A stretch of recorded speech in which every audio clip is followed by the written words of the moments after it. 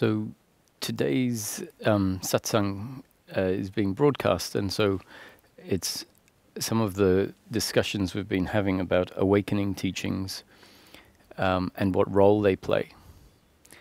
I think is very useful for people to hear. Maybe, so if we hear it again, I don't think it's a problem, because it reinforces a very key message, and that is, what are we really looking for? And how do the different phases along the way and the different methodologies, which is what teachings are, how do they contribute to that? And at the end of the day, I think it's fair to say that liberation is liberation from belief.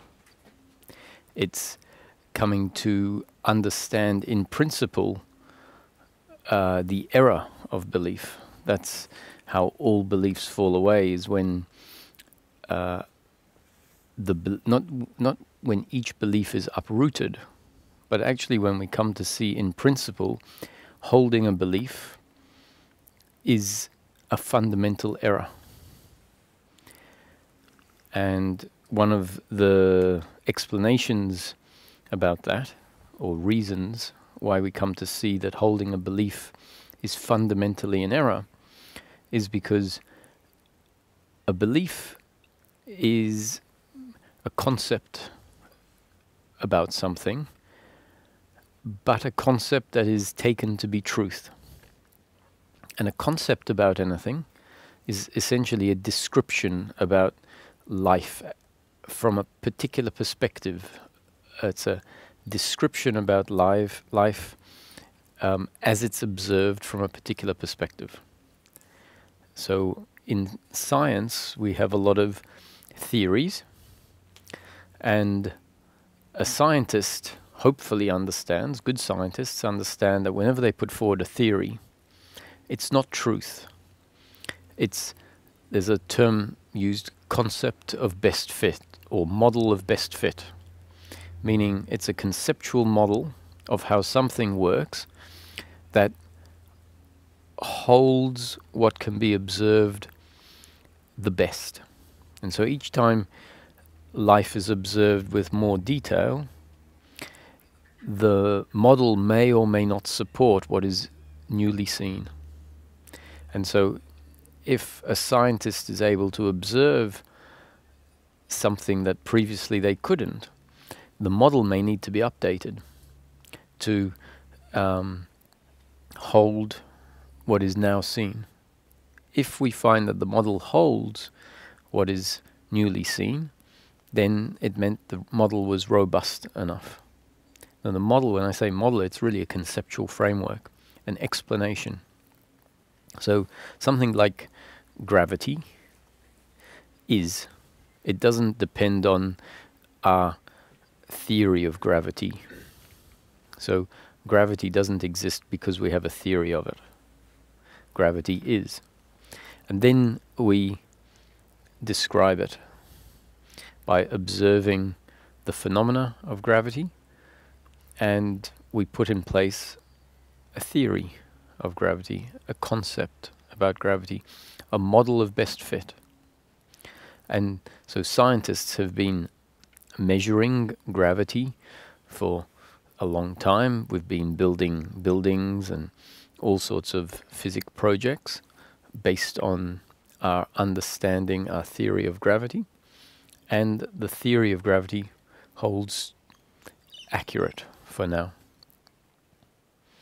And when it comes to spiritual teachings, they are also something like what I'm describing. They are models of best fit that describe life from a particular perspective. And not only spiritual teachings, but any concept that we have about something is essentially based on our observation or our experience of that subject. And our experience of that subject is limited. We haven't had an absolute experience of the subject from all angles. Our experience of life or a particular phenomena means that we only have limited information about it. So when we form a conclusion, it's a relative conclusion. It's a conclusion based on limited information, based on information that's available to us given our apparatus. And furthermore, the concept of whatever we're describing is the product of a brain, that is the product of a body that's very limited. So the brain can only produce something limited, something relative. Now, the fact that I'm describing concepts as limited or relative doesn't make them worthless. It doesn't mean because they're limited or they're relative that they're not really very good. They're limited, so let's discard them. We've built entire countries and cities based on concepts of physics. They're all limited, they're all relative, and yet they serve very practical purposes. Now, spiritual teachings are that as well. They are not the truth. Nothing that I've ever said or anyone who's put forward a spiritual teaching, nothing that has ever been said or written is the truth. They are all concepts, descriptions. And good spiritual teachings tell us to relate to them that way. The teaching itself will keep telling us that what is said is a concept, it is not the truth. I say it very specifically in this set of teachings. Ramesh used to make it very clear that what is said is a concept. The only truth in the manifestation is the impersonal sense of I am. That is prior to concept. It's ever present. It's always it's the aspect of the experience that is ever present. That is not missing. And we've all heard the phrase, the saying, the pointer, don't mistake the finger pointing at the moon as the moon itself, which is really saying the finger is the concept. The moon is the thing being pointed at. It is. The moon is, and the finger is trying to get our attention to recognize the moon. And once the finger, which really could be a metaphor for descriptions, the description could be the moon is in the sky. That is a description. The moon will be found in the sky. The moon is round. The moon is full tonight. And all of these descriptions may help us to see the moon, to identify the moon. And once it's seen, then we don't need the descriptions. We're actually having the experience of it. So don't mistake the descriptions of the moon. The moon is round. The moon reflects light from the sun. All of those are descriptions, and if we take the descriptions only, then we don't get to see what is being pointed at. So that's why a spiritual teaching says, don't take what is shared as truth, take it as a description only, because sometimes, especially when we start talking about esoteric matters, some things that we're not in contact with, we don't have direct experience of, we can take the pointers that are pointing at them and think that that is the experience of what is being pointed at. And so if we find ourselves with a set of beliefs about something, we can often miss what is really being pointed at. So the reason I'm bringing in this topic is because it's really important, and it's very relevant as to how we relate to teachings, and it's very relevant to highlight some of the obstacles and cul-de-sacs that we get caught in. So given that a lot of people that listen, or some people that listen to these talks, have been exposed to non-dual teachings that come at the subject from the top-down perspective, and I hear a lot of conversations and questions from people who have been heavily exposed to top-down Neo-Advaita or Advaita teachings, and it starts to become very clear what some of the pitfalls are, what some of the misunderstandings are that are induced by the teaching, but that doesn't make the teaching incorrect. It just means these are typical errors that the human is prone to making. And so at the very beginning of this teaching framework, the question, or a suggested question that we need to ask, is emphasized. And that question is, what am I really looking for in life? In practical terms. And the reason that this became the starting point of the teaching is that Ramesh was faced with a lot of Western spiritual seekers who found themselves in India and were listening to fairly profound Advaita top-down teachings from sages like Nisargadatta, Osho, Muktananda, Nityananda, and the interpretation of what was being heard was creating a lot of confusion. And furthermore, the teachings, the pointings, can lead to experiential shifts where life is actually experienced differently. And when these experiential shifts happen, the brain is very prone to assuming that the new experience is truth, because it contrasts what the previous experience was.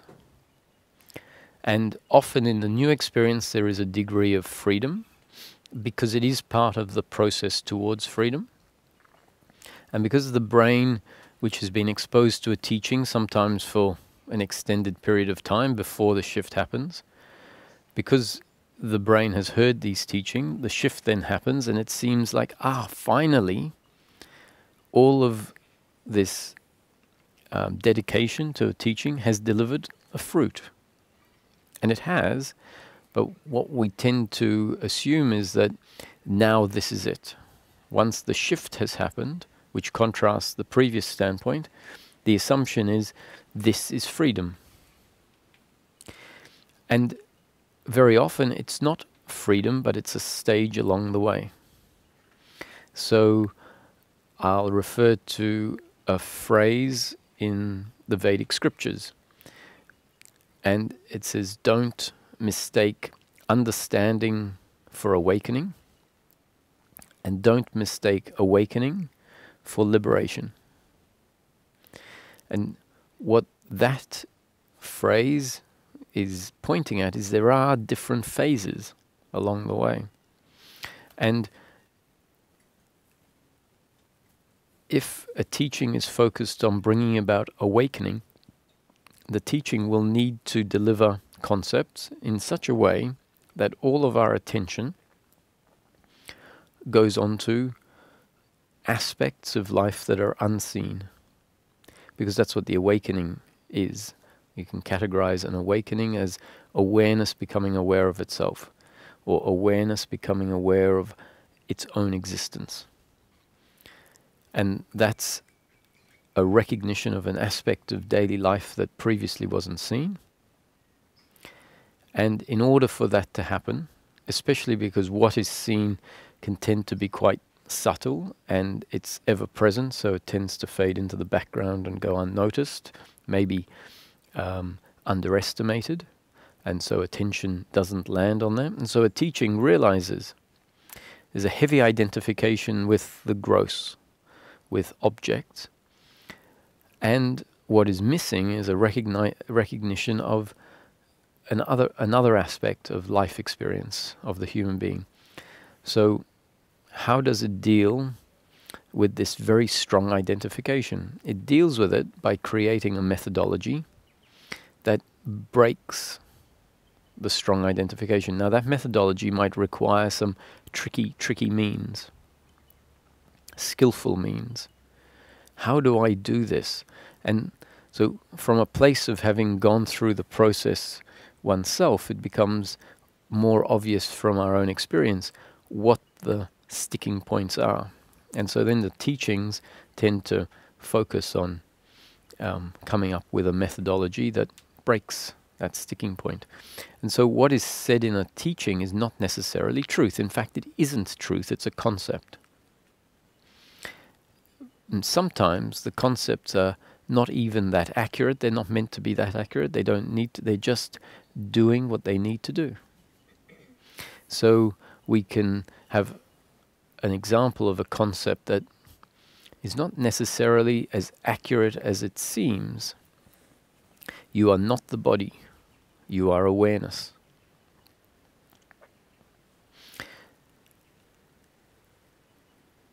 The body is something that comes and goes, so it's not real.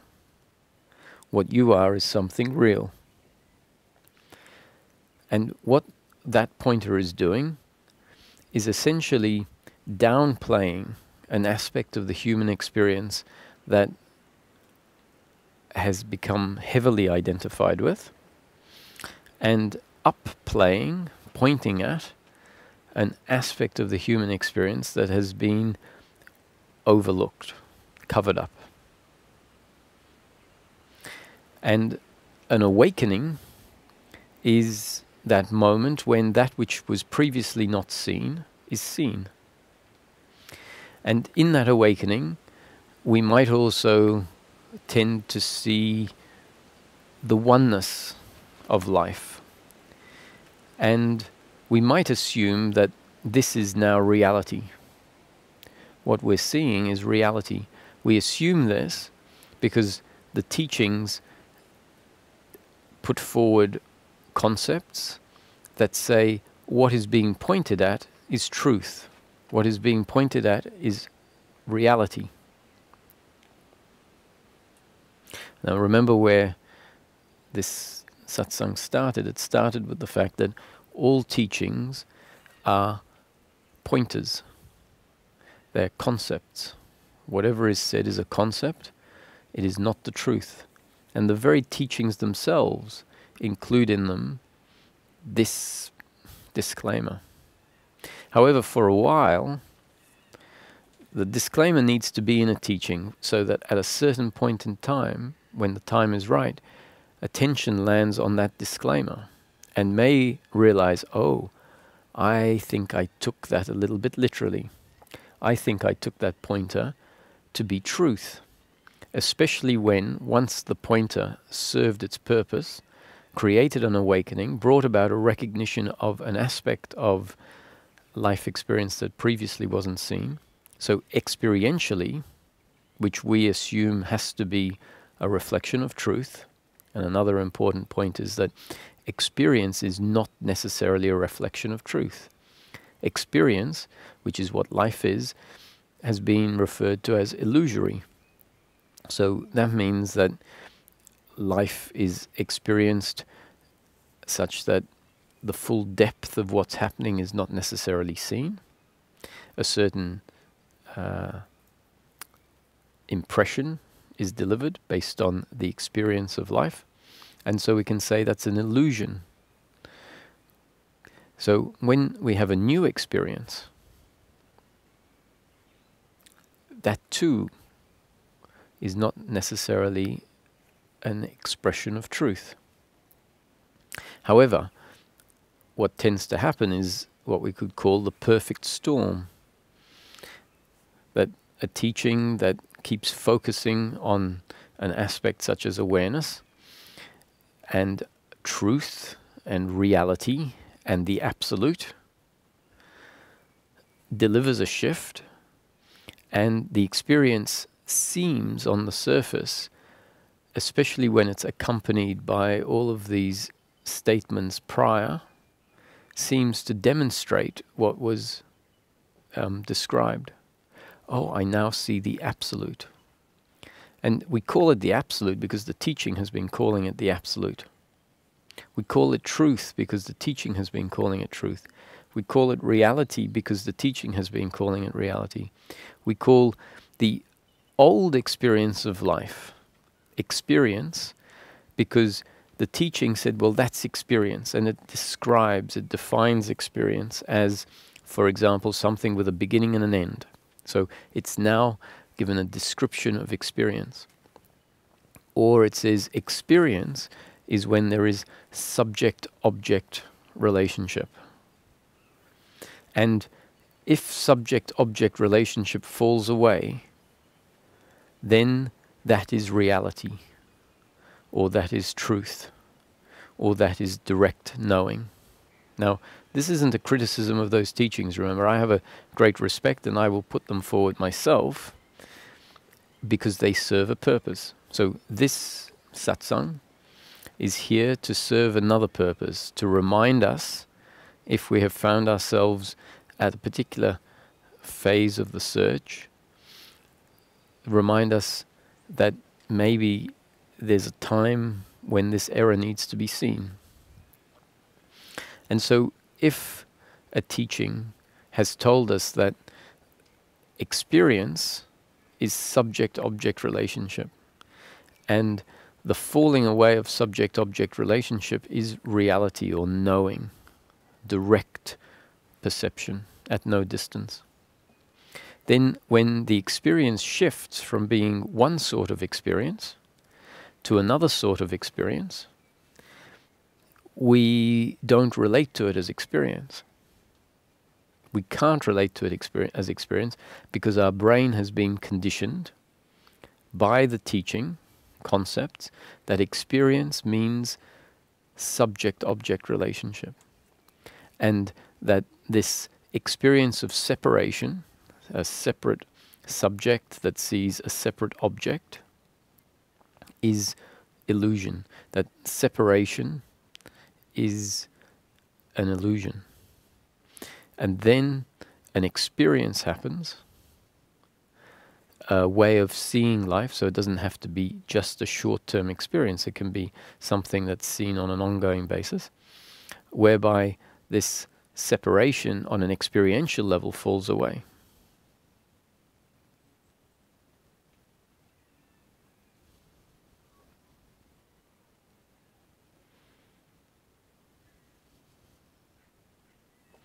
And so then we're convinced that this is enlightenment. This is what the teaching has been pointing at, and it's now been seen directly, known directly for oneself. Now, I'm speaking from my own personal experience here, having fallen into this trap, having become convinced that what I'm looking for is truth. What I'm looking for is to know myself. What I'm looking for is the end of separation. I am the absolute. I am not the body, I am awareness. So, believing that I am looking to know myself and being told I am awareness,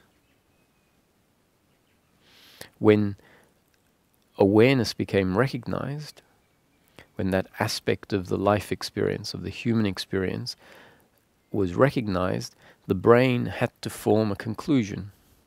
It had to say, this is what I am. Another example of this is that in the falling away of the subject-object type of experience, there is a sense that what is knowing the experience is not the person. There's a sense that the person has dissolved, and it can become seen from this perspective. It can appear that there never was a person. And I know from first-hand experience that that's what the experience is designed to be experienced as.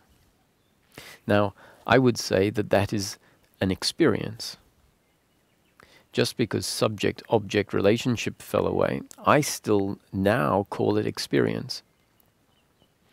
There is awareness of experience, not defined by experience's subject-object relationship. I'm just talking about if there is the smelling of a rose, the perfume of a rose, even if the sense of the smeller of the rose has fallen away and there is just smelling happening, that's still experience. The experience of smell, the experience of sight. Now, it's a very different, it has a very different quality to it, granted, but it's still an experience.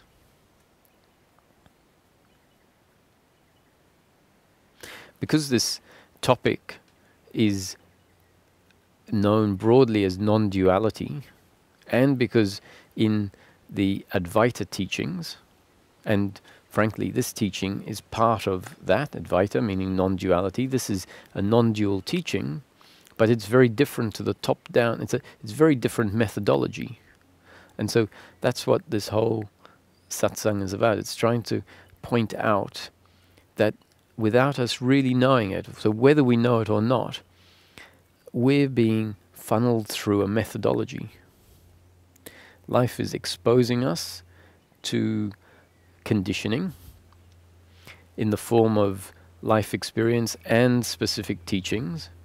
It's actually described as spiritual and divine. So we don't look at it as a methodology. We don't look at it as a process. And furthermore, some of the esoteric top-down teachings will actually tell us there is no such thing as process. There is no time. There is no cause and effect. Everything is just spontaneously happening, so don't relate to it as a process. If you see it as a process, you're caught in time, and the suffering will carry on. And so there's a lot of reasons why when we're on the path, we simply don't click that this is a process happening to us. This is life impacting us in a certain way that changes happen. And just like the growing of a plant or the growing of a human being, whereby we don't have to make sure that the heart develops correctly or the brain develops correctly. It's all part of the happening of life. And there's no doubt that when we look at it, we have to sort of say that there's a divine quality to it, a mysterious quality to it, an amazing intricacy, an amazing intelligence to it. In the same way, life doesn't disappoint us when it comes to this spiritual seeking. It unfolds in an amazing way, but it's a process. And when we actually start to look at what sort of process it is, it's a process whereby the teachings and the life experience as it starts to unfold impacts our psychology, impacts our intellect, and gets the intellect to function differently. And so when we're convinced that what we're looking for is oneness or truth, and we have a shift in experience, an awakening, and the experience of life then shifts from being what seems like an experience of separation, where there is a subject and many objects that are separate from the subject in experience. It shifts such that the experience changes, and there's a sense that the separation has dissolved. The separation dissolves because it appears like the separate subject has dissolved.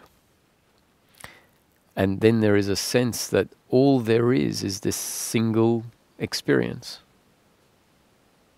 No 2 or 3 or 4 or many objects, but just one single arising. And these shifts, these awakenings, are there to show us exactly that, to show us a perspective of life that we hadn't seen before.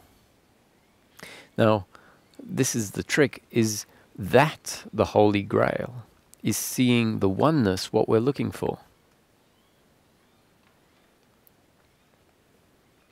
We become absolutely convinced it is because the teachings have told us that we're looking for truth, we're looking for oneness, we're looking to see life as it really is, a non-duality. And then that experience happens,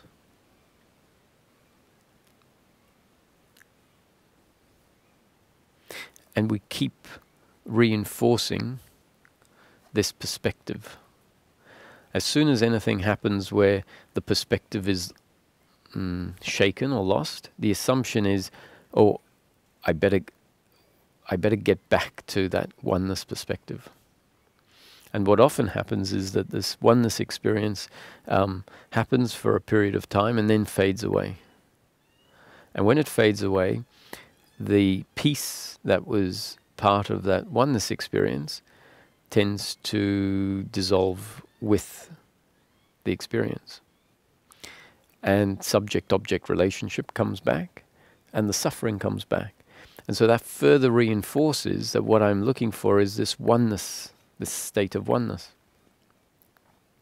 So let's go back to the question, what are we really looking for? So this is the question that is suggested that we ask ourselves if we find ourselves seeking, sometimes for many, many years.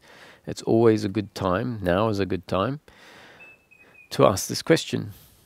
Because if we don't ask the question, we might find that we seek for a long time, getting frustrated, seeking because we think we're on the right track and maybe we're not. Now, in practical terms, what we're really looking for is to be happy. And I'd go as far as to say actually to be happy as the human being, not as happy with the dissolution of the human being, but happy as the human being. And when we look at it and investigate for ourselves based on our own experience, we find that our unhappiness arises in a particular form. Our unhappiness isn't there because we're missing things. Our unhappiness isn't due to a lack of objects. Our unhappiness is the presence of certain feelings and thoughts. And if we look more closely at the feelings and thoughts that are our unhappiness, we'll find that we can't deny that our unhappiness is an attitude to what happens in the flow of life. So our unhappiness is not that something is missing. If something goes missing, like our car gets stolen, or we lose some money, or we get sick, that's part of the flow of life. That's pleasure or pain. And our happiness is not because of what is missing, but rather because of the attitude we have to what is happening in the circumstance. The attitude to what is happening in the circumstance means our beliefs about what this circumstance means about me. So our unhappiness is always attitudinal and not circumstantial. So if we keep the search very practical, we might start to realize that our efforts are not really addressing what we're looking for. So the answer that is put forward as the answer that we should, we could keep asking this question until we come to this answer. The answer is, what I'm really looking for is happiness for the human being in this life. And happiness for the human being is not happiness through outcomes, not happiness through the gaining of something, not through pleasure, pleasure, pleasure, pleasure, but rather happiness through peace of mind. And peace of mind really means the absence of suffering. And suffering is the word that is attributed to these different forms of unhappiness that I was talking about. The unhappiness is our attitude to what's happening in the flow of life. And it turns out, when we look at this more closely, that the presence of guilt, of blame, of pride, of worry and anxiety, of outcomes and expectation, expectation and attachment to outcomes, the presence of all of those different forms of suffering, either in the form of active thinking about the past and the future, or in the form of a feeling that arises. Now that feeling is still suffering. It's the same guilt, blame, pride, worry and expectation, but in very dense form. And at the bottom of the feeling, if we go into it, we'll find that there's a story, and the story is the same as the mental story that is running when guilt and blame and pride, etc., are running on a mental level.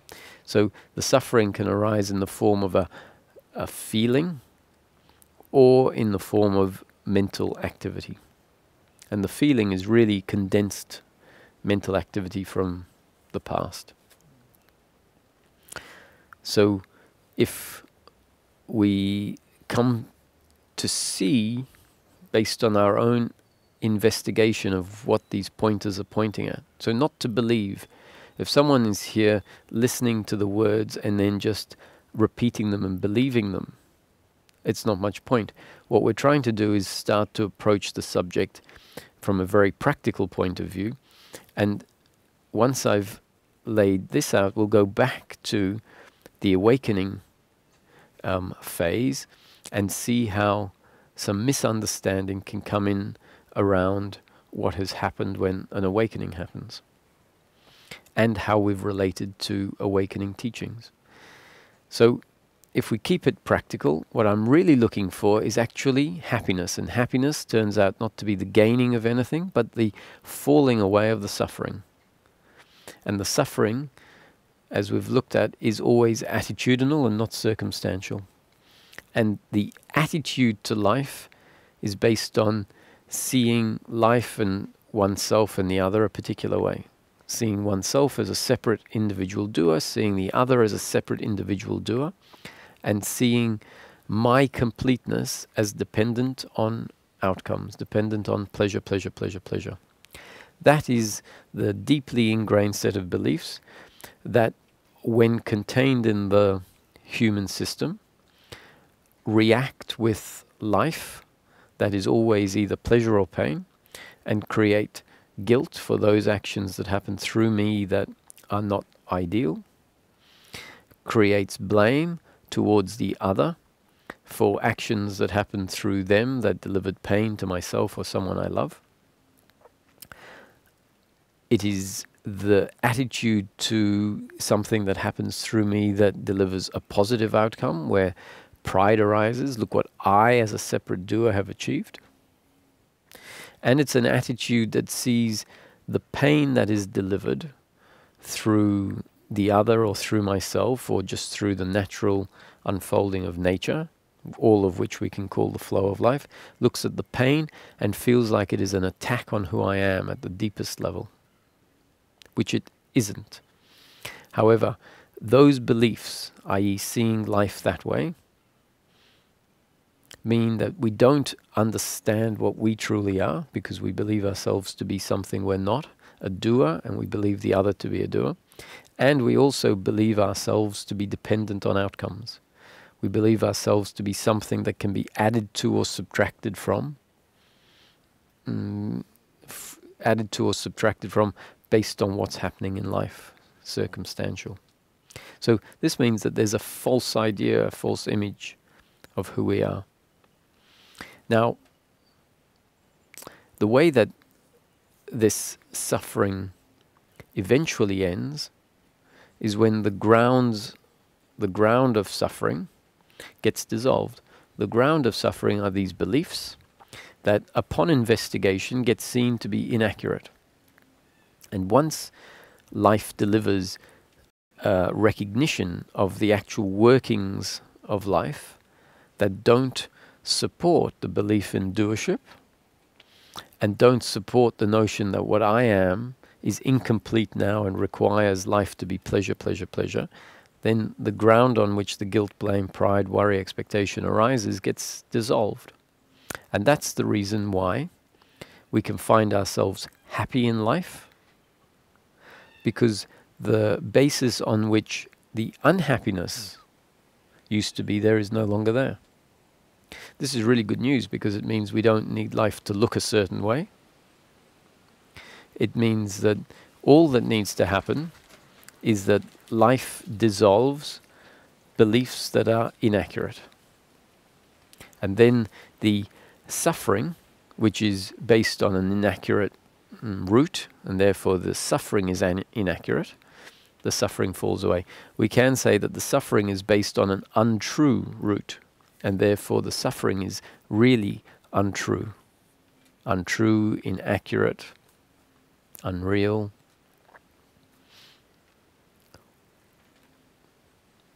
And now let's look at awakening.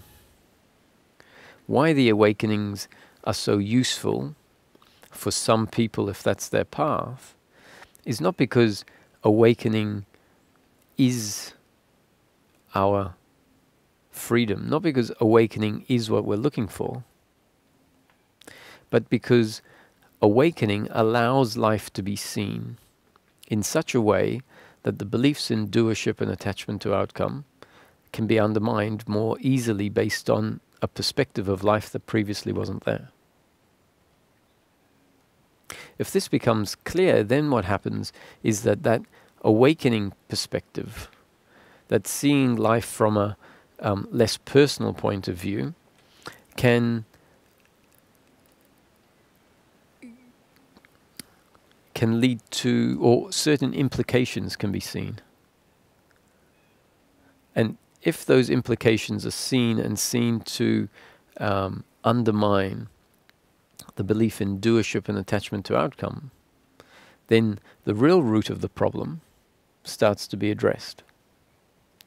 If, however, we're convinced that liberation is about living in a state of oneness, then the suffering is not something that we're particularly interested in looking at.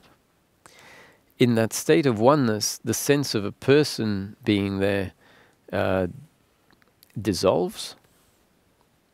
We've become convinced that this is now reality, and we're not able to see that it's actually a perspective of life that has been heavily induced and affected by a set of pointers that have affected how the brain works, have introduced concepts which in themselves are not problematic, but because the way the brain tends to grab hold of concepts and treat them as truth, not relate to them as something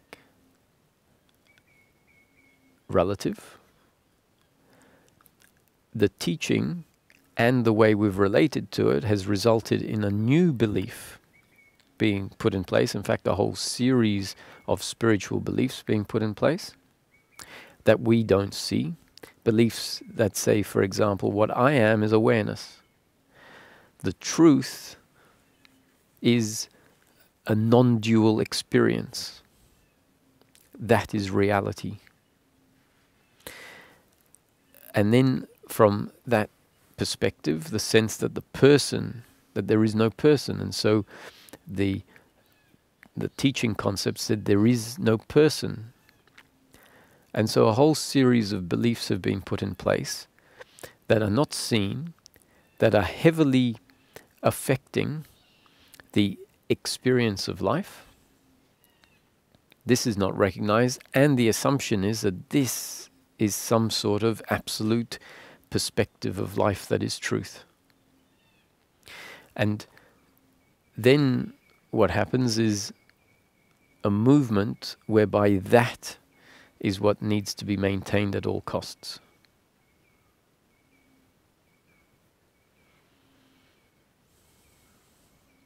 Whereas in fact, if we're lucky, we'll get told, actually that's not enlightened living.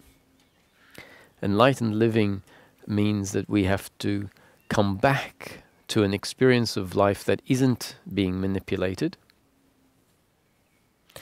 And the argument from that other point of view, and believe me, I know all the arguments because I stood there for some months or even years. And when Ramesh put these suggestions forward to me, at first I was so convinced that what I was experiencing, which at that time I wouldn't dare call an experience, at that time it was being labeled as reality or non-experience, the absence of experience. I was so convinced that it was truth, and he was so calmly pointing out that that is not what I'm looking for, that I just assumed he actually hadn't understood. He hadn't come to this experience for himself. And so I resisted it until such time, many times along the way, that grace came in, and a very simple statement of reason that Ramesh would make would highlight that I was holding on to something that didn't quite make sense. One of the great ones was when I had a discussion with him, and we were talking about the more esoteric side of things, and I was putting forward my understanding, which wasn't just an intellectual understanding. It was an understanding that included a lot of shifts and a lot of different experiences, and an understanding that was coming from a place where witnessing was fairly stable and consistent. And I think he could tell that what I was putting forward was based on these experiential shifts. And so he asked me, he said, so who's talking to who? And so from the top-down realization of life, the answer is, well, you could say that consciousness is speaking with consciousness. All there is consciousness. So consciousness speaks and consciousness listens. And then consciousness over there speaks and consciousness over here listens. All there is consciousness. And so I put that forward. And the funny thing is that because Ramesh understands that this is a process, and that is on one level how life can be seen, and it's important to see life that way, he used to put this forward himself. I hadn't heard the teachings at this stage, so I didn't know. I answered it this way, and it happens to be very much what he would say at certain points. And instead of saying, Roger, that's great, I'm impressed, or I'm so pleased that you've come to see life like this. That's the truth, isn't it?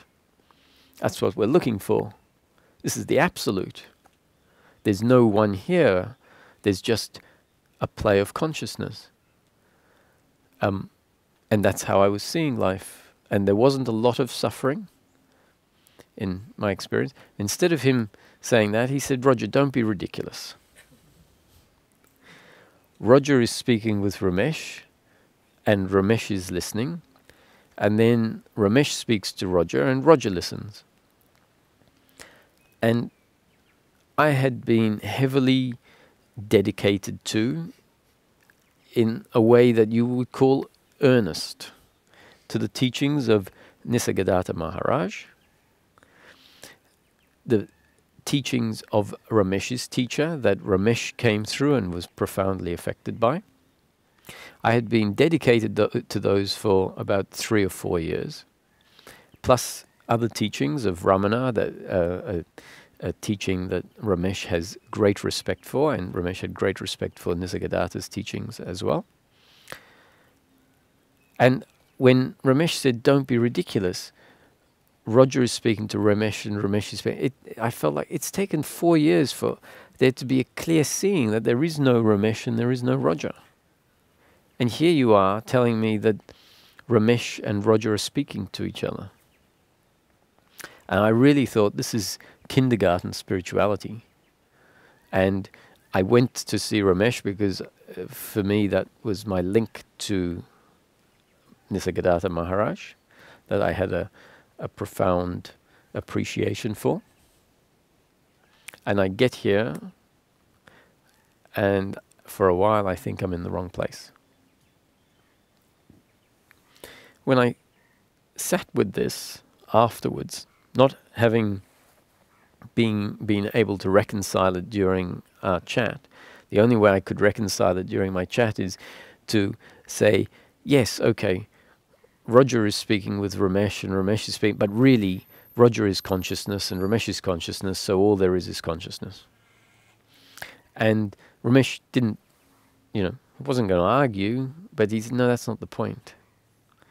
Roger is speaking to her. Anyway, so after a while, a day or so, it dawned on me that I'm now not able to admit, I wasn't able to say, Roger is sitting on the chair.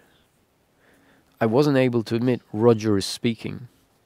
There was all the non-dual, speaking is happening, which is so necessary that, well, through a particular path, that is so helpful. But why it's helpful is because of the implications of what is seen when that's seen.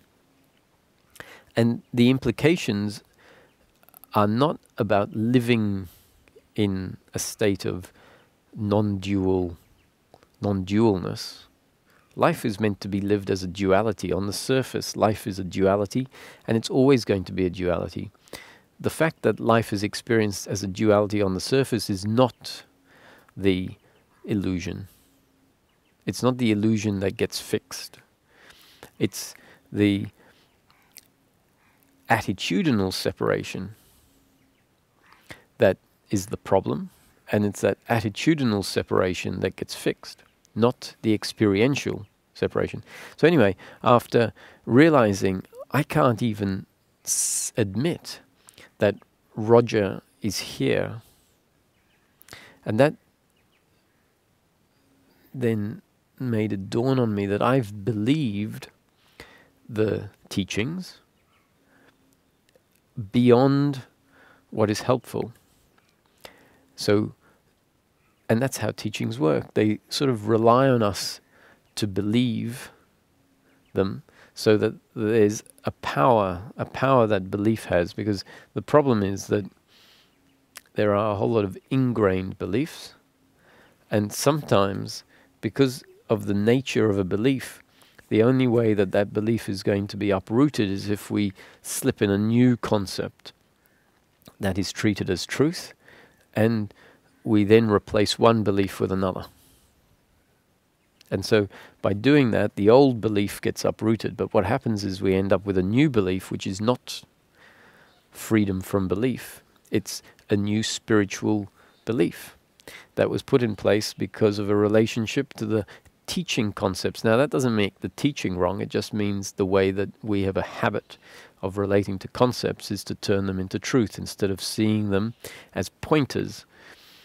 So when a pointer says, you are not the body, you are consciousness, it's sort of telling us without telling us, because in a way it might want us to believe it for a while because of what I've just described. The strength of an ingrained belief requires another belief to uproot it. So without really telling us don't believe it, the teaching says don't believe anything that is said, just use it as a pointer. And at some point, through grace, we might realize, oops, I believed it. I believe that there's no person when a certain experience happens, and I think this isn't an experience, this is reality. And in that experience, the sense of the person is not there. And I'm not talking about an experience that lasts for maybe just 5 or 10 minutes. The experience I'm talking about we could describe more as a state It can be an ongoing state that lasts for years. And it can be there because certain concepts have infiltrated the system, have turned into beliefs, we don't realize it, and they're affecting us. They're affecting our experience of life. But because in the same way as we might experience life one way before any spiritual teachings happen, we experience it one way and it's heavily influenced by our beliefs, and we think that, well, this is the truth of the matter. In the same way, new beliefs come in, they change the way life is experienced, but we don't realize that it's being experienced this way because of beliefs. And if we're told that a particular experience is not an experience, and it's not conceptual, and in fact when it happens it doesn't feel at all conceptual, it feels quite the opposite. It feels like this is freedom from concepts. This is experiencing the world directly without any beliefs in place, whereas actually there could be a whole lot of beliefs. And when it's seen, the relief is the relief from the newly believed beliefs. And they come out of the system, just like the first beliefs came out of the system. And these new beliefs have uprooted previous beliefs that had, a lot more power to them. They created a lot more suffering. The new beliefs create a perspective of life that in itself is much more closely linked to the attitude of non-doership. But we often don't click when we find ourselves in the awakening that the important part of this is for the end of suffering. That's what we're really looking for. We're looking for happiness, and happiness is the end of suffering. And the suffering is based on the belief in doership and attachment to outcome. And so if the awakening happens, and we might be exposed to this awakened perspective for many years without it actually affecting the root of suffering. Because we might not click, we might be resting there in oneness, and it, on an intellectual level, it might not click that this means that blaming the other is seeing the other as a doer, and therefore seeing them as another, which is two, me and the other, as a separate doer. And we might not realize that this oneness experience is most valuable, not because it's a oneness experience, but because of what it tells us. It shows us that life is happening, and it happens automatically. And so if we see this, then hopefully that seeing and the implication goes down to the level of the beliefs of doership and attachment to outcome. And then that stops. If the implications aren't seen, we can find ourselves experiencing life from a non-dual perspective, but suffering will keep arising. And then what will happen is there'll be an exclamation, there is just suffering happening, but there is no one suffering. And at some point we'll realize this is mental gymnastics, is that there is still suffering, and the person that thinks they're not a person is exclaiming that there is no one suffering. The fact is that there is suffering arising. The witnessing of it, which is what often happens in the awakening, is definitely an advantage. But why it's an advantage is because in seeing that there is no one, which really isn't that accurate, there is still a person. What is really being seen is there is no one as a separate doer. So if that gets seen, then the root of the suffering starts to fall away. So while the suffering is being witnessed, that is already the doership starting to weaken, the belief in doership. It's like there is no one, there never has been anyone, there is just suffering, nothing to do. So this exclamation, there is no one suffering, is only beneficial because it's actually creating a non-involvement with the suffering. Now, that non-involvement with the suffering can happen if we admit that there is an experience of a human being.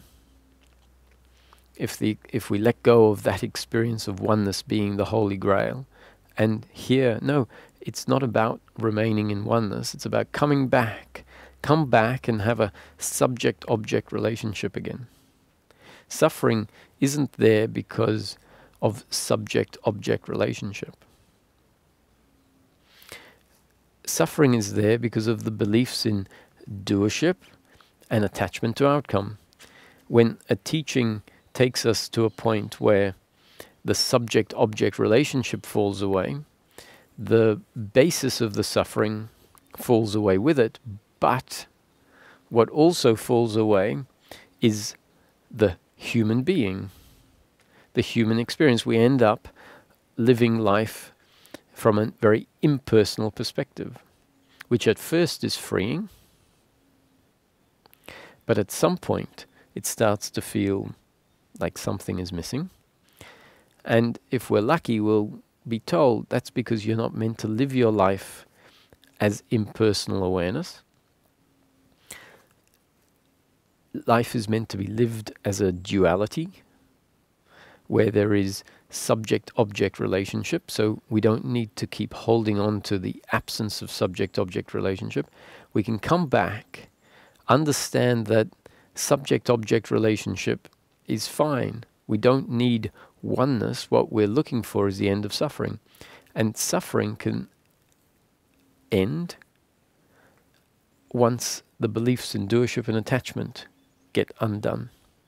Now, the awakening is helpful because even once that awakening fades back, and we can look at the awakening as a sort of behind-the-scenes tour that says the fundamental nature of life, the fundamental nature of experience is non-dual, meaning awareness, aware of the experience as it arises, and the experience is one singular experience.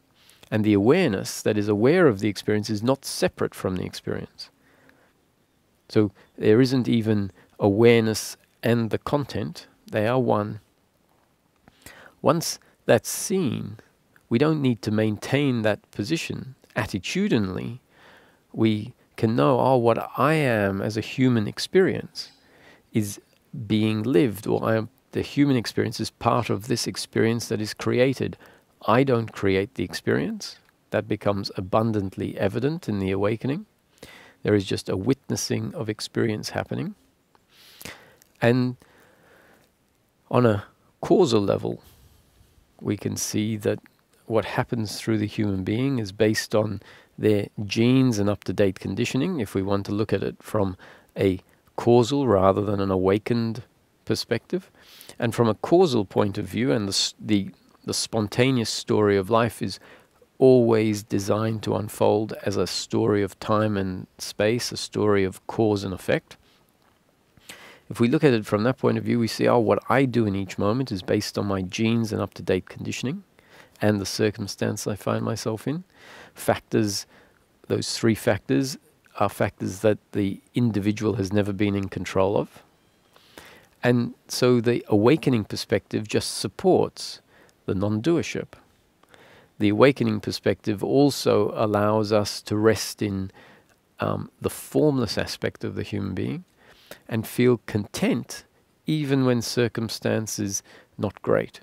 And that doesn't mean that we have to live in that formless perspective. What it demonstrates is that the potential is there, the human potential is there to feel content regardless of circumstance, to feel complete regardless of whether circumstance is pleasure or pain. We get experience of that in the witnessing perspective. Then we can find ourselves dropping into being while being centralized in the body, where we get further confirmation that the core of the human being, that awareness that we woke up to, an awareness that we believed we were for a period of time. For a period of time we were convinced what I am is awareness, I am not the body. Once the concepts get loosened a little bit, once the beliefs get loosened a little bit, because that teaching has done its job, it has created the awakening, and hopefully we start to see life more and more such that our belief in doership and attachment to outcomes starts to fall away. Then that phase is done and we get to rest in being while being the human being, while being the body. And so at some point with Ramesh, this profound oneness experience happened. So I had this thought, I'm going to get on the plane, I've got to go and see Ramesh and tell him about this very profound oneness experience. There was much witnessing before that, but this oneness experience was so crisp that I was convinced that this is exactly what the top-down teachings were describing. It was the entirety of I am that contained in a beautiful, profound experience. So I got there, and at some point Ramesh saw me and said, "Oh, Roger, what have you got to share?" And so I said, "Well, actually, I'd love to tell you about this experience I had. This actually, I didn't use the word experience at all, because I was at that time heavily immersed in language that said this is not experience, this is the freedom from experience, this is reality." So I described this oneness experience where the falling away of subject-object relationship is part of the primary revelation. The dissolving of the sense of a person is also there. The sense that what I am is the formless awareness in which everything arises, and that there's no separation between any of the apparent objects, and that the body is simply an object within the awareness that recognizes everything that's happening. And then the thought arose that if someone were to come along with a machete and chop my arms off, it wouldn't touch what I am. And so I described this to Ramesh in probably much better words than I'm using now, and because I was much more adept, because my conditioning, my mind had been conditioned by the teachings that were describing it exactly this way. And so then this experience, which I thought, I was convinced, was finally I've broken through to reality, I've seen reality. And it felt like this was a completely unconditioned experience. Actually, it was very much conditioned by a lot of stuff. Not to say that it wasn't profound and really, really important, but why it was important is because it helped to undermine the belief of doership and attachment to outer later on, once I started to have a more healthy relationship. So I told Ramesh, this is what happened, and he listened patiently, and then you all know what he said. "Roger, that was just an experience, don't worry about it." No, you didn't. I didn't describe it properly, obviously. So described it a bit more, making sure that I didn't use the word experience. This was the absence of experience. There was a falling away. There was no subject and no separate object. No, the person dissolved. "Roger, that was just an experience, don't worry about it." And so I had one more final attempt to try and convey what had really happened, because clearly he wasn't, getting it. And the third time, "Roger, that was just an experience, don't worry about it." And nothing inside of me actually valued what he said. Nothing inside of me could relate to this as just an experience, don't worry about it. This was literally the most profound thing that had happened in my life, and the previous 4 years on the spiritual was just one big profound journey. So when he said that, there was no way that I could resonate with it. It was only after I came back home and was waiting for what I was convinced was enlightenment to happen again on a continuous, unbroken basis, where it didn't fade away.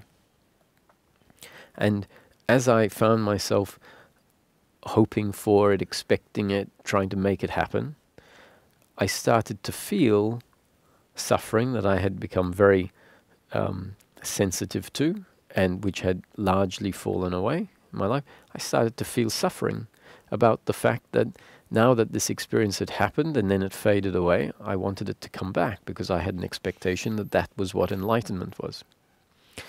And only after I investigated what this uncomfortableness was and saw that it was based on this expectation of what enlightenment is, did the thought occur to me, what if he's right? What if that was just an experience? And it was only at that point when I was investigating for myself even the possibility that he could be right into my mind.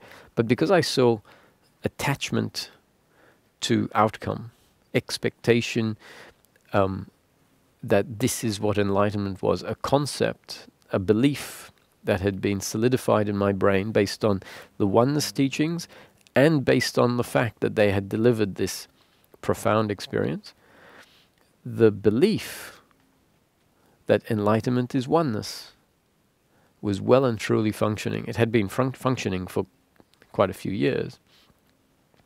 And then then it clicked. Oh, what I'm really looking for is not a oneness experience. Sure, there was peace in the oneness experience, but what I'm really looking for is peace of mind on a continuous, unbroken basis. I knew this from experience. I had more or less peace on a continuous basis. This suffering here was now disturbing that, so I could see that what I was really looking for is the peace I had before. The peace I had before the oneness experience that then got turned into a wanting it. And when it clicked that I couldn't care less about a oneness experience if I can have peace without a oneness experience. If I can have happiness for the human without a oneness experience, who needs a oneness experience? I admit the oneness experience was like interesting, profound, amazing, but it was an experience. Contained in it, the jewel in that experience was the peace. And I assumed that that peace was dependent on the falling away of subject-object relationship, was directly related to the oneness. But then I realized, no, I had this peace in a much more practical way, just the absence of suffering before the oneness experience. And so then it clicked. I'm not interested in oneness. And since then, which was, 12 years ago, I've never had another oneness experience of that profundity. The witnessing, the moving in and out of witnessing as a state is always happening. And intermittently the witnessing and then back into the body, and coming into the body is not synonymous with suffering, coming back in. So whether that witnessing continues to happen or not is irrelevant. In fact, it becomes less and less prevalent over the years. It's become less and less prevalent. It's there in a very simultaneous way, much less pronounced than it used to be. But the suffering is not there. And so now it's a matter of living life as a human being, and all sorts of beliefs that were essential along the path are seen to just be beliefs that I picked up based on certain concepts that were part of the teaching. Now remember, what I'm talking about here is sort of a conveyor belt process that happens. And so if I'm one part of the conveyor belt, it would be very short-sighted to criticize an earlier stage of the conveyor belt. The conveyor belt is part of a complete process, and so, stage 3 is necessary in order for stage 4 to have any relevance. And so none of this is a criticism of teachings. This is an appreciation of the process. And so if a teaching says something different to what I'm saying, I will tend to want to know, why is it saying that? Not why is it saying it, it's wrong, but what problem is it addressing? What knot is it undoing? And if I'm very clear on the fact that ultimately the spiritual process is undoing the belief in personal doership and attachment to outcomes, really that means the belief that I am a separate independent entity in control of what I do, and the other is a separate independent entity in control of what the other do, and the belief that I'm incomplete and I'm looking for completeness in the future. So it undoes that, where such by there is a realization that in this moment I am, I exist, and a recognition of that sense of awareness, a recognition of that sense of existence in the absence of suffering is all we need. That is what happiness is. To know that I am is in itself self-confirming and self-contenting, and nothing more is needed. No question about will I be tomorrow. It's not something necessarily explainable to the thinking mind that wants to, was convinced that its happiness is to be found in security or certainty. What we find is that once the thinking mind has collapsed, which doesn't mean a oneness experience, doesn't mean the absence of the person. What it means is the recognition that life is happening, and that whatever happens through this body-mind organism is part of the predetermined story of life, part of God's will. Whatever happens through the other in a moment is the same, part of the predetermined story of life, part of God's will. Whatever circumstance happens, not my doing, not the others, always destined to unfold the way they unfolded. Life is a happening. You could say life is a happening according to God's will. Once that is in place, the bombardment of thinking that used to happen about events that happened in the past, about what is going to happen in the future, about complaints about what's happening in the present moment, pride for what I've achieved, shame about those things in life where I have failed. All of that falls away, and there's a space. I don't want it to sound too grandiose. There's just the simple appreciation of being human. No longer believing I am not the body, recognizing that the statement "you are not the body" is part of a teaching that was simply bringing awareness onto an aspect of the human that wasn't recognized, which is the aspect of awareness and the sense of existence. And so now I get to embrace the fact that Roger is essentially a human experience, and a human experience is the impersonal consciousness of Source functioning through a body-mind organism, creating an experience of Rogerness, a human experience. And the human is then aware of the core of the human, the consciousness, aware of the sense of existence that is inherent in that consciousness, aware of the awareness aspect that is inherent in the consciousness, and understands that to be part of who they are. The other part is the body experience. The personality is still there. This doesn't make us a perfect human being. This isn't about becoming an instrument through which pleasure is delivered, although the other would love that, given that they are attached to pleasure, thinking it's their happiness. So the expectation is that enlightenment will one day make us perfect human beings, whereby we only deliver pleasure to others, which means we're going to get a whole lot of pleasure in return. This is not about that. This is about coming to see life as a happening, therefore allowing the imperfections of the body to be as they are, seeing that as inevitable, allowing the imperfections of others to be as they are. And still, when I say allowing, it's an attitudinal allowing. The biological reaction to the actions of another that is not in line with my biological preferences will still happen. And that would be seen as a happening. So no condemnation of myself for getting angry, no condemnation of the other for delivering pain to me. A biological resistance, but no attitudinal resistance. So now this, I hope this isn't too controversial, when we listen to Nisargadatta Maharaj or Ramana Maharshi, both of which are sages that have delivered a great service to humanity by finding their life dedicated to pointing to these aspects of the human experience that are unrecognized. When we hear the teachings of Advaita, they are phrased in such a way that they are talking about the absolute, talking about truth.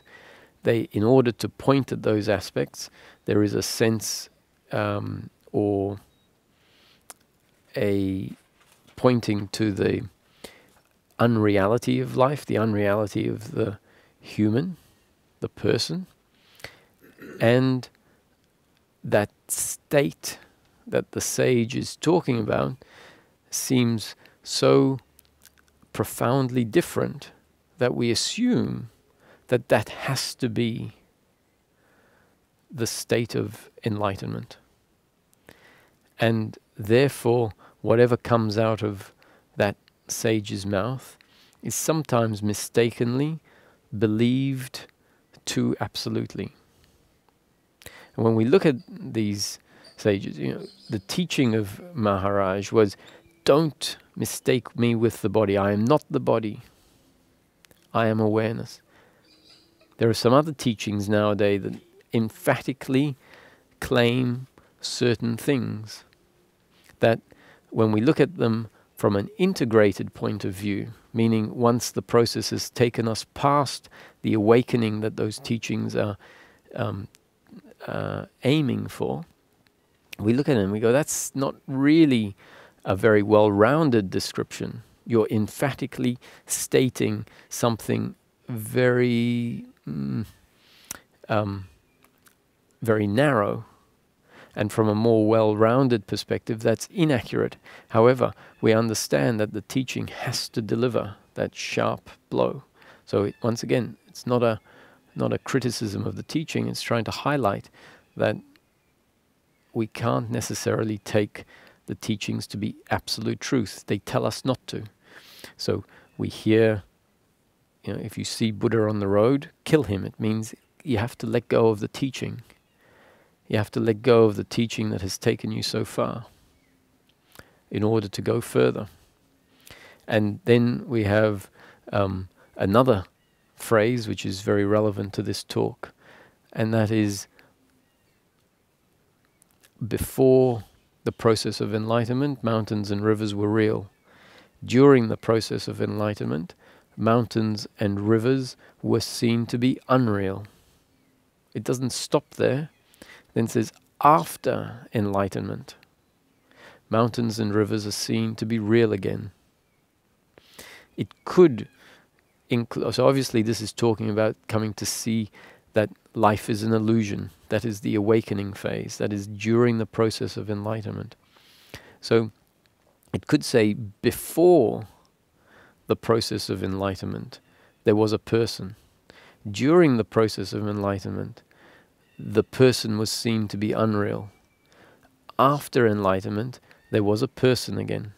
Now, in this teaching, what is being said is that before the process of enlightenment, there is a person with the belief in personal doership and attachment to outcome. During the process of enlightenment, if it's the awakening stage, then we can say the person is seen to be unreal, life is seen to be unreal. if there isn't an awakening and it's just meant to be a gradual undoing of doership, the belief in personal doership is seen to be unreal.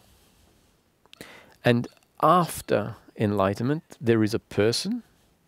The human being is still there. Ramana was still there, living in the ashram, but now without the belief in personal doership and attachment to outcome. And regards the concepts, the spiritual concepts that are turned into beliefs, once again we can go to Ramana's teaching, who makes it very clear that use this thorn. The thorn refers to a spiritual concept. To remove the thorn that is embedded in your thumb, and the thorn embedded in your thumb refers to a concept that has become a belief, meaning a concept that has been taken to be truth.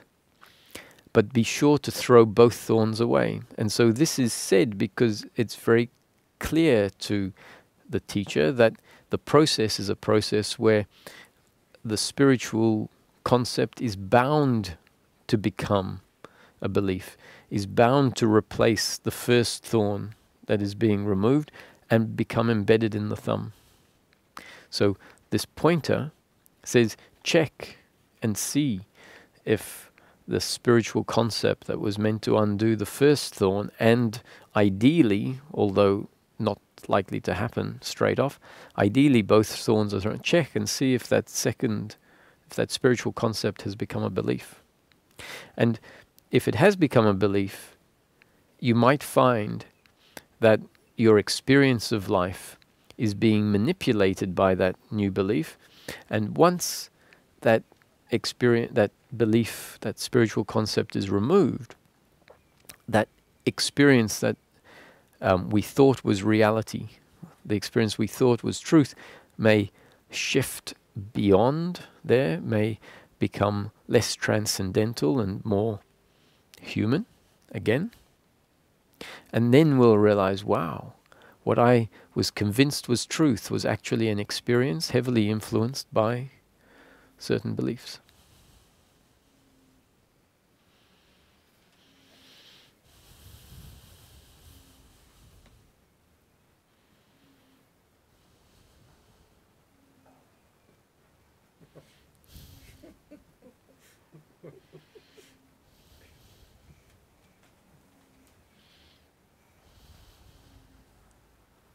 I could talk for another hour and a half.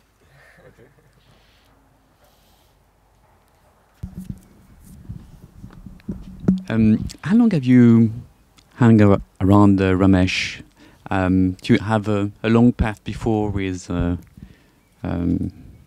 first teacher? Then you had this awakening, this understanding, and then Ramesh told you, don't hang around with this oneness experience, and so on. How long has it been lasting? Because it seems to be very prevalent, but if I look up at all your paths, it might have been quite short, even the time you've been spending with Ramesh. So I didn't have a teacher before Ramesh, but I was exposed to a lot of teachings in the form in books, and so Ramana and Nisargadatta, Jesus, those teachings would be what I considered the teachings before Ramesh, and they were all very much focused on a top-down, esoteric, awakening style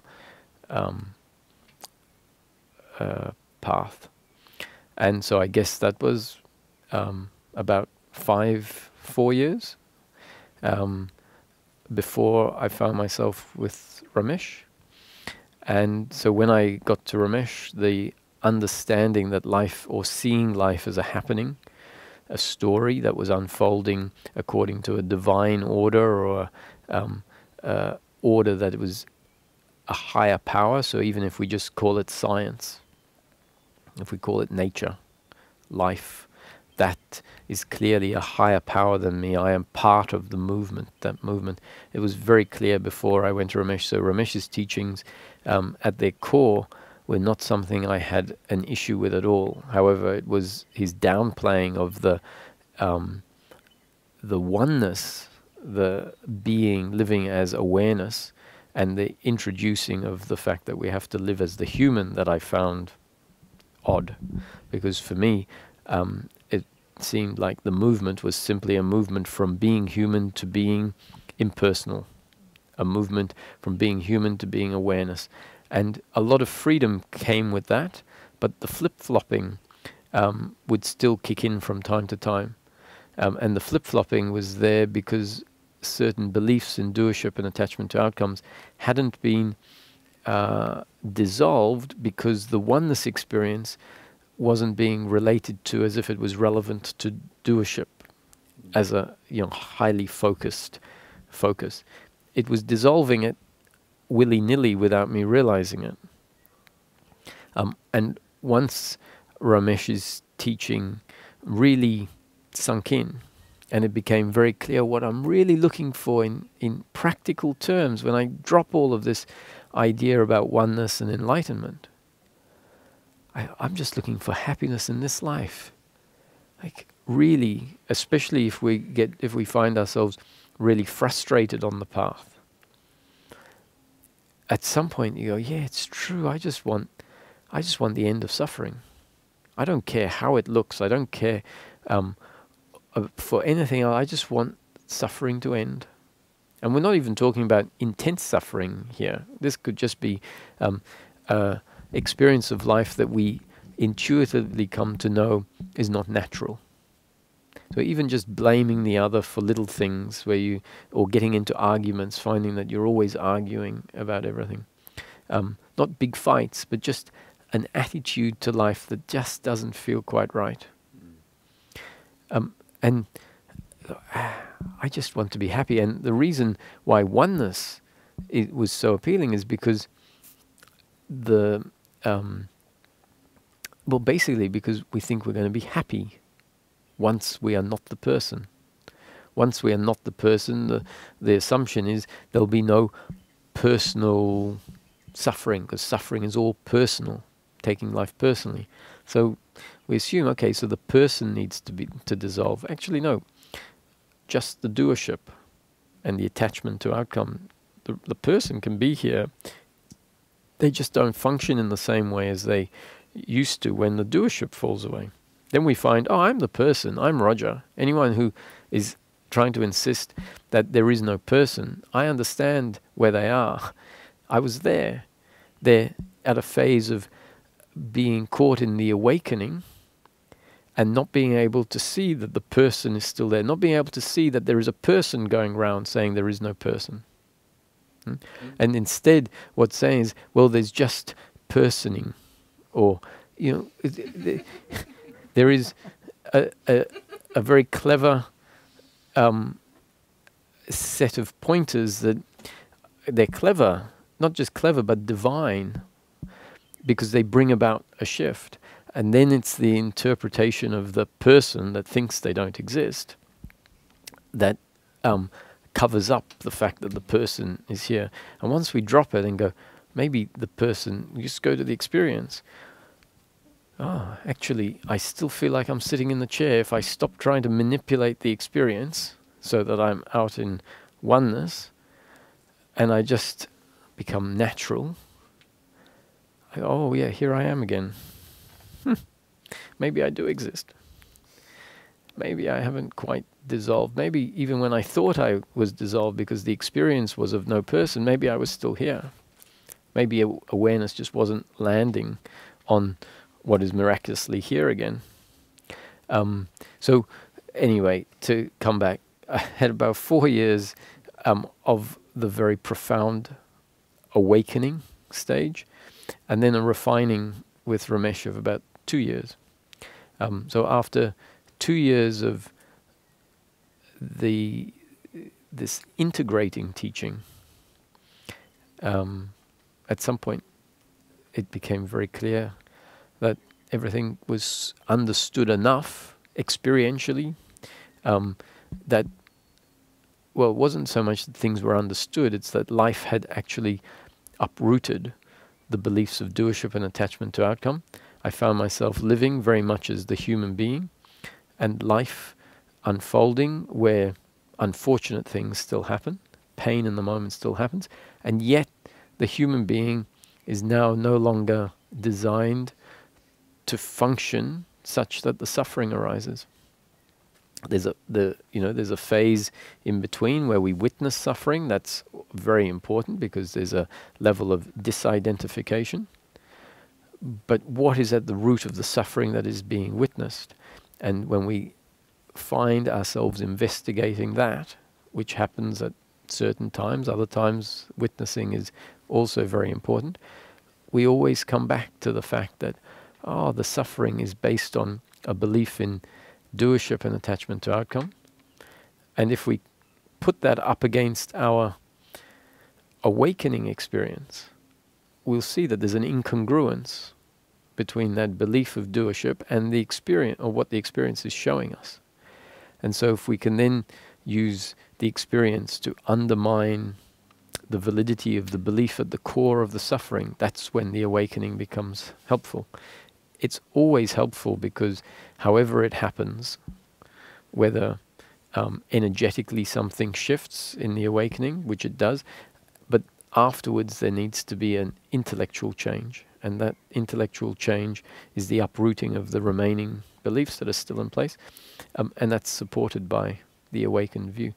So I hope that answers your question. 4 years, 5 years, and then 2 years. And then I found that the hundreds of books that I felt compelled and enjoyed reading stopped. And so in the last, 10, 12 years, I think I've read 3 books, as opposed to 200 books a year.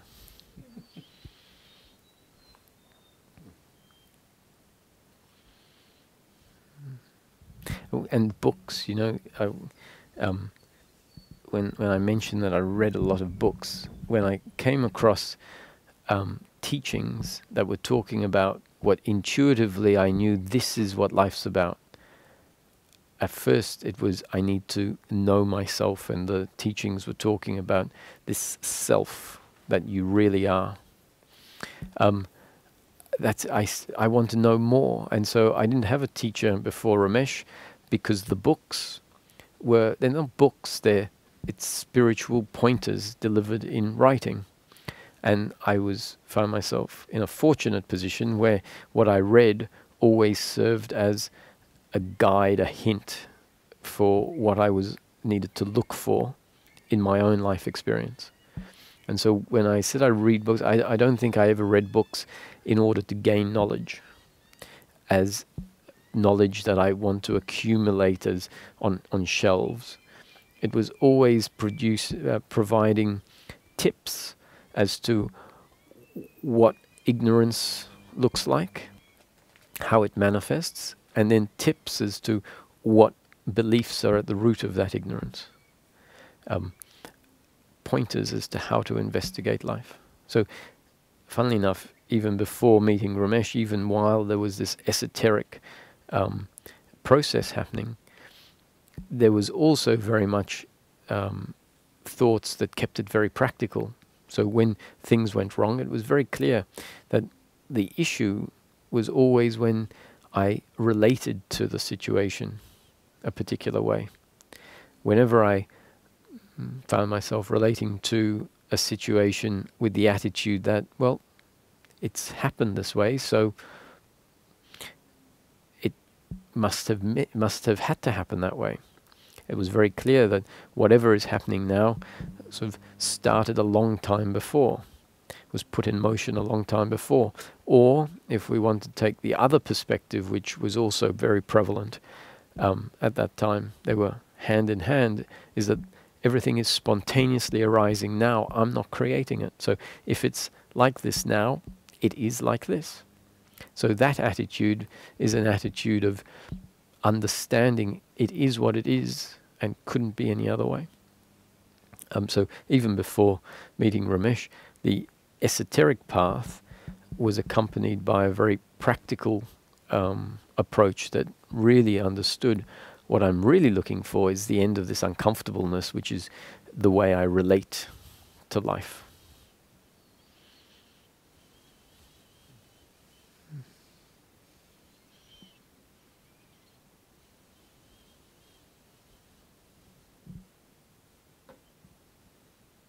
Ramesh was a banker for 40 years, ended up as the sort of general manager of the Bank of India, so very high-powered, high position, and worked his way through the bank, starting off, as a manager somewhere. And when he retired at 60, having been a seeker for most of his life, having grown up in a Hindu Brahmin family, he said he was going to approach this search for himself practically, because he had asked questions of his gurus, and one question in particular encouraged him to approach this search practically and for himself. He asked an early family guru, what will I have after enlightenment that I didn't have before? And when he asked that question, the guru must have thought that's a very impertinent question, not the sort of question you ask. Whereas Ramesh was already at that point practical. He wanted to get a good answer to a good question. And the guru was about to get angry, but realized everyone else in the room was interested in the question and what the answer was going to be.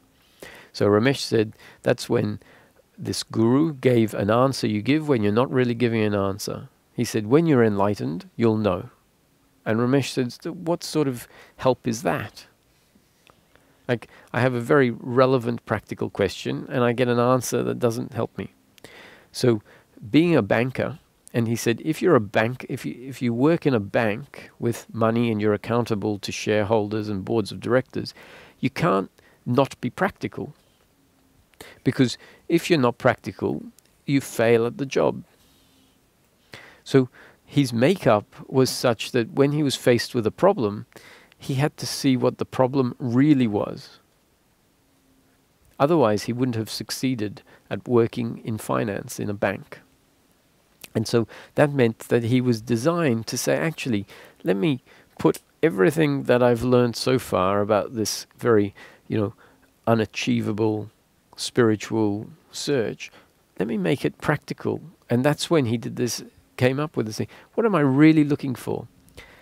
And so what I'm really looking for is happiness. He said, I don't know what happiness is. That's why I'm looking for it. If I knew what it was, then it would mean that I have it. So he said, I only have an idea of happiness. I've been seeking that idea of happiness my whole life and it hasn't helped. So given that I don't know what happiness is, let me look at something I do know. So he said, my unhappiness, I can put my hand on my heart at particular points during the week and say, in this moment, what I do know is I'm not happy. And he said, when I look at that, I find that my unhappiness in those moments are the moments when there is this guilt, blame, pride, worry, and expectation. So he said, what I was able to see is that my unhappiness were these different forms of human emotion, human feeling.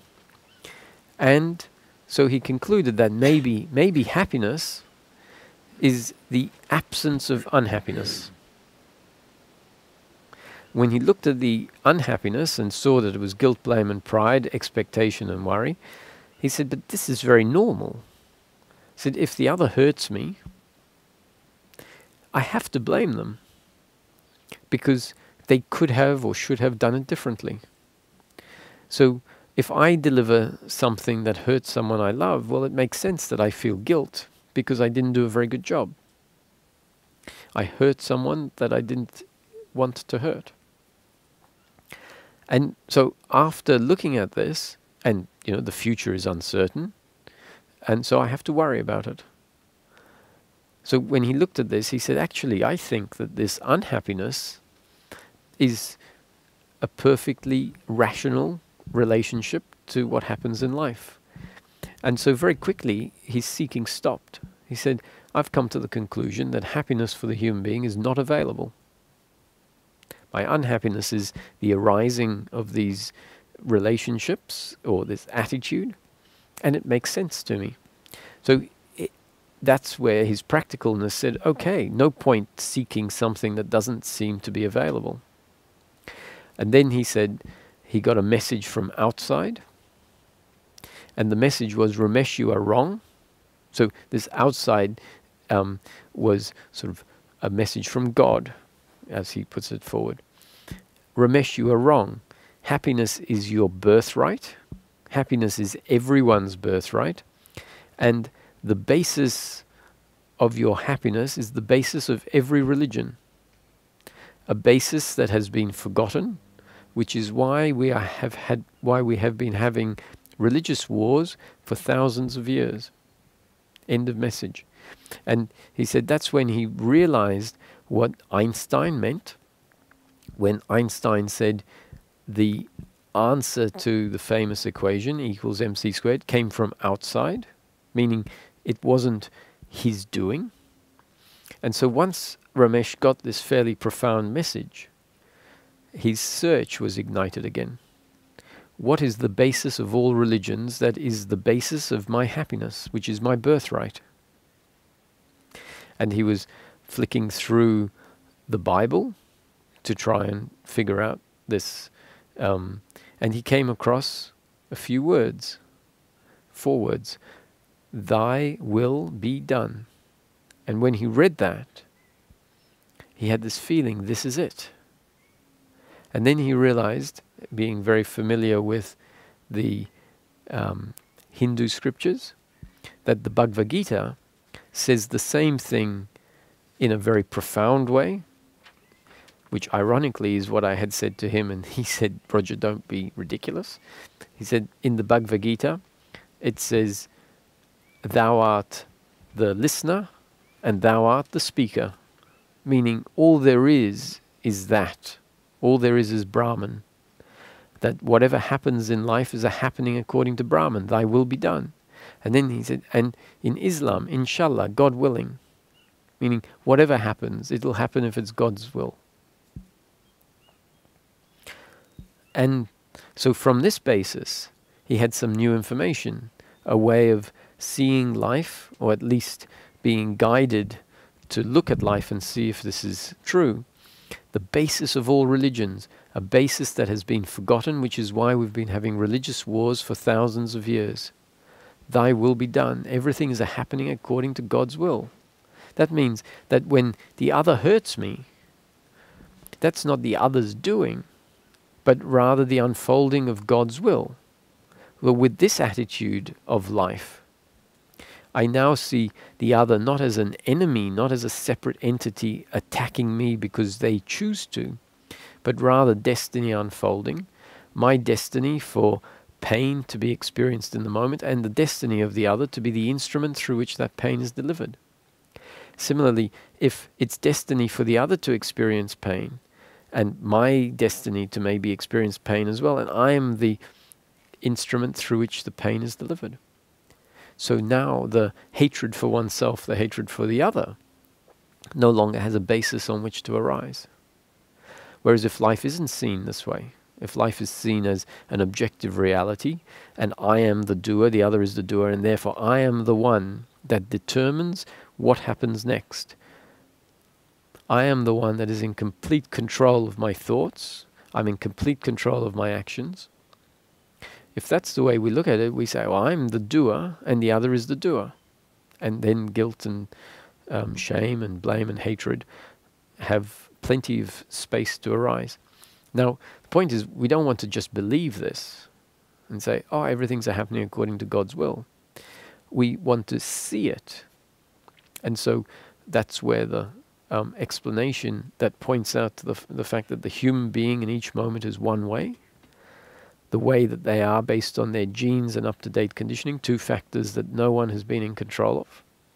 And the human being finds themselves in a circumstance, just like we've always done in life. Even the caveman found themselves in a circumstance. And there is a reaction to that circumstance based on their genes and up-to-date conditioning. And the reaction might even mean a decision to be made. So choices happen, options are available. But what we have to come to see is that the choice that happens, the reaction that happens in a circumstance, whether it's anger, whether it's thinking, is all happening according to our genes and up-to-date conditioning and the circumstance we find ourselves in. And so a fairly simple investigation, fairly simple dynamic that we can understand because it's not super complex, can be the basis on which the belief in personal doership gets unraveled. And for a while, we all know that even when we see this intellectually, when we see what is being pointed at, the old beliefs still exist in the system. They come up from time to time. They're triggered by life. And blame and guilt and pride still happen. Expectation about how the next moment should look happens. Regret about what happened in the past still happens. If that happens, we can understand, the deep belief of doership and attachment to outcomes is still in place, even though I understand it intellectually.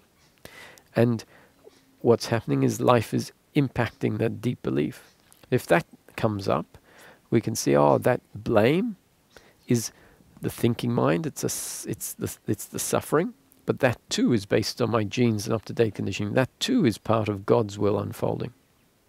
And the dissolving doership then means that there's a space of witnessing, allowing the blame to be there, understanding it's part of destiny in that moment, allowing anxiety, if anxiety comes up, to be there, because the doer is now not claiming ownership, authorship, orchestrating. It doesn't believe it's the orchestrator of what is happening next. It sees everything as a spontaneous happening. It is an instrument, a biological instrument designed to function a particular way. It didn't choose what sort of biological instrument it was. And so, whichever way we see it, whether we see that everything is a spontaneous happening and we are able to, from a certain perspective, witness it and understand from this perspective of witnessing that it's all a spontaneous happening, or whether we see it on a causal basis, either way, the belief in doership gets dissolved. It's a long time I haven't heard something positive about bankers. So Yeah. Great, Ramesh. Yeah. Thank you.